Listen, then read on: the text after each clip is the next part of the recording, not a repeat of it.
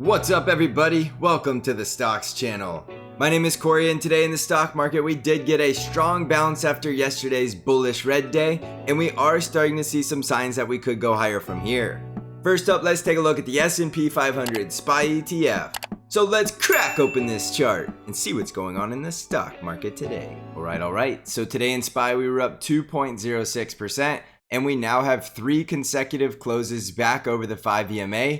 And our 5 EMA is now positively sloping. So remember last night I told you the last time that we had 2 closes over the 5 EMA, we did retest the 20 simple moving average as resistance. So I still do think it's likely that we are going to test that level as resistance. And in a bearish scenario, we should get rejected from that level, which is this first scenario that I have drawn out, and then possibly go make a brand new low. Now there's always the possibility when we do start down for another leg lower that it could be somewhat of a bullish double bottom look, which means we actually don't make a brand new low and we just double bottom off of the previous low. But either way, in the bearish scenario, you are looking for a little bit more upside to about 414. And then if we start to see some type of bearish reversal in the price action, you will want to get ready for that next leg lower. The next leg lower will likely take us to either double bottom or down to our price target down here around 370. And the price action you'll want to pay attention to for the bearish scenario will be the break below 398 and the break below 393.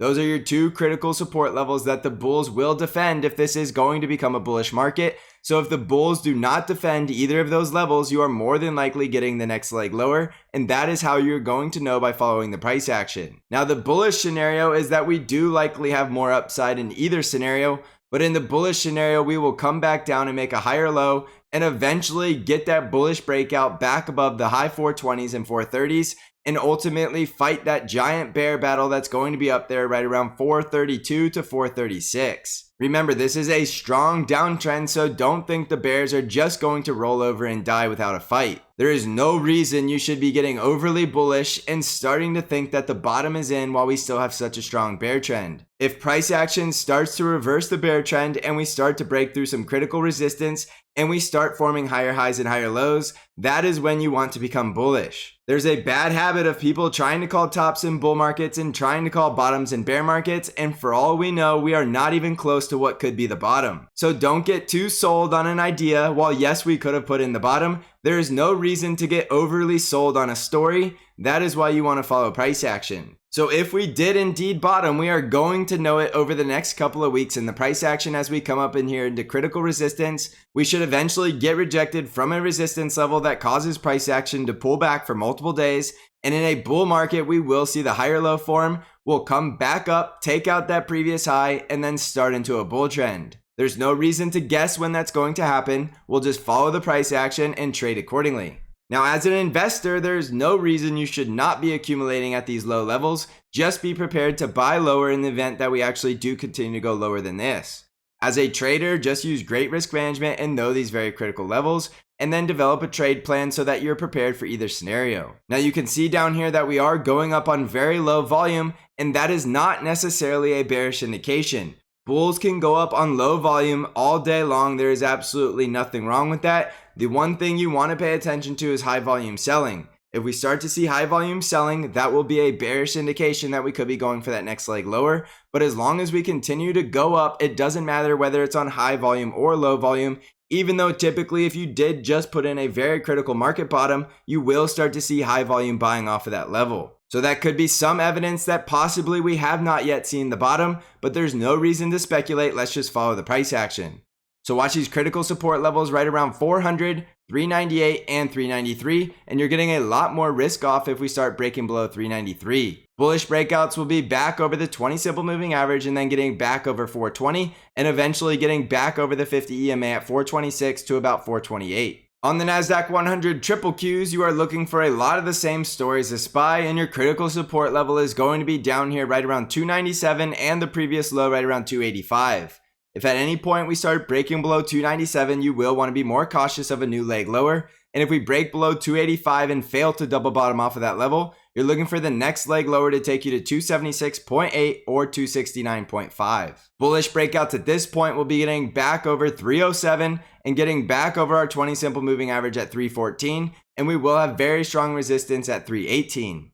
If we can get back above 318, that will look like a bullish breakout, so we will start to look for a higher low on a pullback from there, and it's possible we go all the way up to the 50 EMA or that resistance zone right around 334 before we start to see a pullback, but that will be in the most bullish scenario. In the bearish scenario, we can start to pull back from any of these levels we are currently at, which could be the next lower high before we put in the next lower low, because remember, the NASDAQ 100 is in a bear market. It has drawn down over 30% and it still has the bear trend. As long as we have a bear trend, we should be expecting lower highs and lower lows. And right now we are potentially just putting in another lower high before we put in the next lower low. Remember, there is no reason to speculate on whether or not we hit the bottom. Just follow the price action and have a plan. If your trade plan depends on that being the bottom and you are going to blow up your account if you are wrong, then you are not doing this correctly and you are going to eventually blow up your account anyway. So make sure you're using proper risk management at these very critical levels. On the Dow Jones, we were up 1.34% and we did break back above that resistance right around 326 and we did close back over the 13 EMA. So from here, we could come up to retest resistance at the 20 simple moving average right around 331 or the previous resistance zone at 333. Above that, we have the 50 EMA at 336 and our very strong resistance where the bears are waiting at 340. So from here, you can see that I still do have the downside price target at 310.5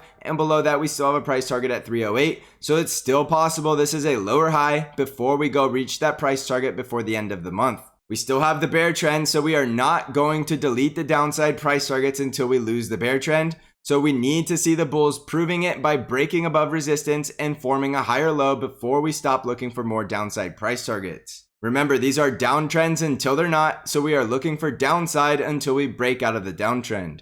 On the Russell 2000 IWM ETF, we were up just over 3% today, and we did come right into that resistance zone at 183, and our 20 simple moving average is just above at 185. If we break above this resistance zone, you're looking for the next resistance up here right around 191.5. And if we get rejected from any of these resistance levels, that is still going to be a lower high, and we could still come down here and close the gap and hit our price target at 165.7. And if we continue lower, you're looking for the next price target at 156. If we start breaking above the 190s, that will be a bullish breakout. We'll lose the bear trend and then we can start getting more bullish, but there's no reason to assume that is going to happen. Let's wait for the price action to confirm it. On the ARKK ETF, we were up just over 5% today and we did close back over the 5 EMA and we have not yet filled the gap down here right around 40. So it's more than likely in this strong bear market, in this strong bear trend, that we are going to at least close that gap before going any higher. So watch that downside support at 40. If we break down below support at 40, you're looking for a retest of the lows at 35 or a price target at 33.7. A bullish breakout at this point will be back over 47 and back over 52, and not any sooner than that because this is an extremely strong bear trend and most of this bounce is mostly just shorts getting squeezed out of their positions. On the VIX, we were down nearly 5% today and the VIX did close below all the moving averages and we did lose the bull trend. So the next bullish development in the VIX will be coming down and taking out this previous low at 25 and forming a new lower low. If the VIX can close below 24, that will be extremely bullish, but we still need to remember as long as the VIX is above 20, we are still in an elevated volatility market, which does mean we can still get whipsaws and plenty of volatility. It's more than likely that we still need to see the VIX spiking higher before we reach a bottom, or at least see the VIX spike in the bullish scenario while we attempt to put in the higher low. So without a doubt, we are going to see the VIX spiking at least one final time, whether that be the higher low scenario or the lower low. It's to be determined on where we go from here, but do understand it is likely the VIX will find support somewhere around either 24 or 25. On Bitcoin, we're currently up about 1%, still trading at 30,000 and still holding this support zone right around 28 to 29,000. And I do believe that Bitcoin will hold this support zone, but it will spend a lot of time here while it builds a base of foundation of support to start the next bull rally. The next bull rally should take us all the way back up to 37,000 and retest resistance at 40,000. And I do believe it is going to come off of this support at 28,000. In the event I'm wrong, you still need to be prepared to buy at lower prices. So the next leg lower will likely take us all the way down to 20,000, but that will require breaking through a very critical demand zone, which is going to have strong support anywhere between 25 and 28,000. So if you're getting in this support zone, you can accumulate Bitcoin for the long term. Just be prepared to buy it much lower in the event we do break down through the support level. So these are not levels you want to get overly greedy and be going all in at, just in the event that we actually do go lower. On NVIDIA stock, we were up 5.29% today, and we did break and close back over 179, so we are very likely going to retest the 20 simple moving average at 187. This is still a lower high for now, so we can't get bullish until we get back over 210. So you're still looking for resistance at 187 and 199. And if we start breaking back down below 179, there's still the possibility we retest the low at 161 or hit the price target at 150 before earnings. Still in a downtrend, and we still don't have a bullish breakout in the price action, so you still need to be cautious of more downside. On Tesla stock, we were up 5.14%, and Tesla came all the way back up to resistance at 762 and failed to close above that level, even though we did close back over the 5 EMA. It's still a strong downtrend, and we still have bearish price action below most of our very critical support zones that we did break down below. So we need to respect the fact that Tesla could be coming back down to retest the low at 700 or form a brand new lower low down here at 620. It's a downtrend until it's not, so try not to get bullish until we can get back over some of this critical resistance and start showing some bullish price action. Watch resistance at 762, 828, 856, and 900, and we can get a lot more bullish if we start breaking above 900. On Apple stock, we were up 2.5% today, and Apple did close back over the 5 EMA, and we are back over that resistance zone right around 147. From here, we still have resistance at 150 and 156, and we'll be getting a lot more bullish if we can start closing above 161. It's very likely any of these resistance levels are still a lower high before we make that lower low and come down to fill the gap at 137. So you need to be cautious of more downside with that price target at 137 as long as we have the bear trend. And we still do have the bear trend. Downside support is still down here right around 147 and 142. And if we break below 142, it is very likely we will fill the gap at 137, even though we still do have support at 139. On the financial sector, we were up 2.68%, and we did close back over the 5 EMA, but we still do have the bear trend, so you still need to be cautious at this time. The industrial sector was up 2.27% today, closing back over 2 of our 4 moving averages, but we still do have the bear trend. If we can reverse the bear trend from here and start closing above some resistance, we can start to get more bullish. On the healthcare sector, we were up 1.37% today, closing back over the 20 simple moving average and very close to reversing the bear trend. If we can get some follow through with the bullish price action, we could start to get more bullish on the healthcare sector. The energy sector was up 1.16% today, closing at a brand new 52-week high and still holding on to the bull trend, and we're getting very close to the next price target, sitting up there just below 85. So jumping back over the S&P 500, while we are bouncing in the short term, you should be treating this as a counter trend rally in a bear market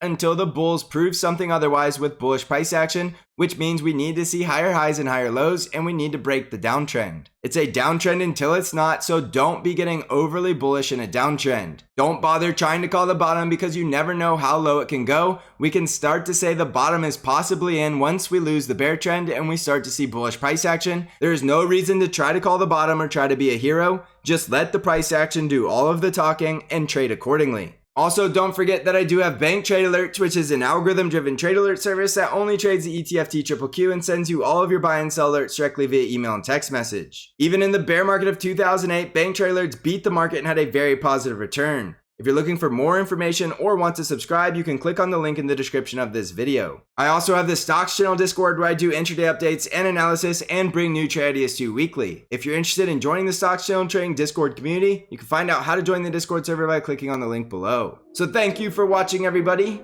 I hope you're crushing this market. And as always, I will see you in the next episode.